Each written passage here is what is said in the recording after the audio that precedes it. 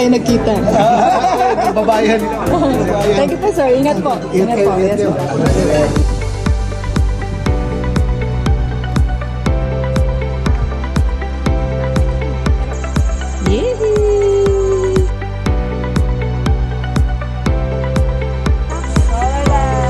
We're visiting the Labilab Elementary School that we adopted last October 2023. January 2024, we went here para makita yung mga solar lights sa in action.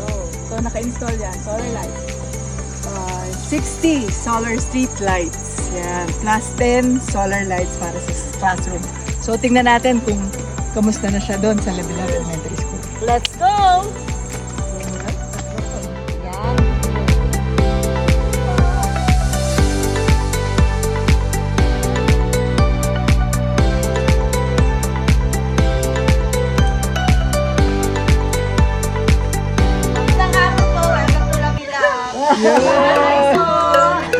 안녕.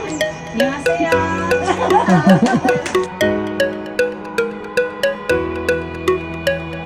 So, nandito kami ngayon sa may Labilab Elementary School dito sa Itogon, Benguet na inadapt po ng Inner Wheel Club of Las Piñas Shining Diamonds District 383 noong October 2023.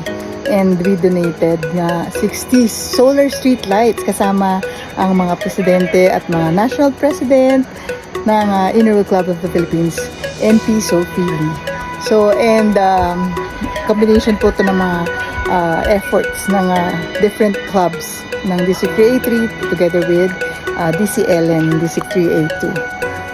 And ito nga po, titingnan natin kung kamusta na ang ating mga solar street lights. So ito po, so, out of the 60 solar street lights na dinonate, so naka-divide to sa mga different areas dito sa may Itogon. So meron dun sa Baloy Farm, no? So, meron din dito sa eskwelahan, dito sa Labilab mismo. So makikita natin ang ganda-ganda na ng kanilang gym. So complete na yung kanilang gym dito.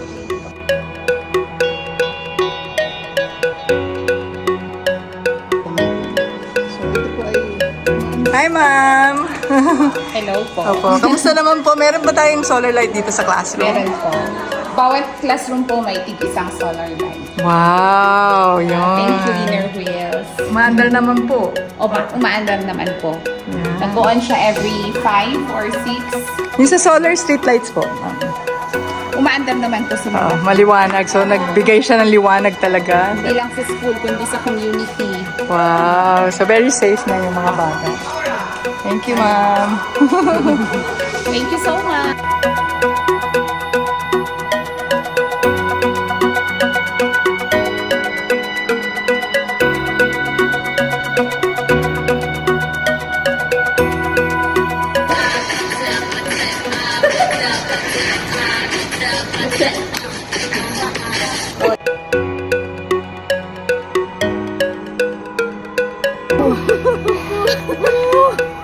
Ha!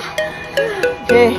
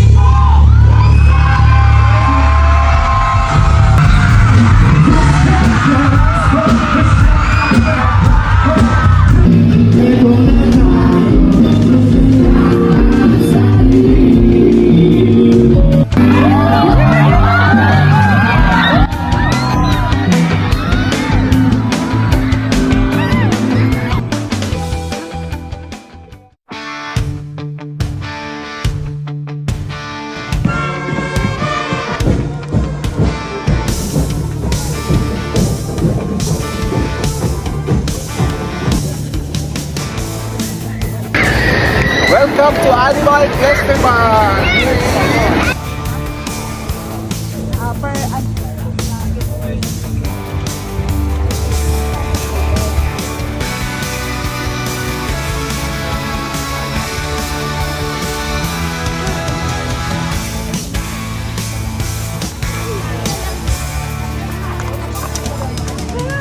Baka masipa ka. Libre po, libre!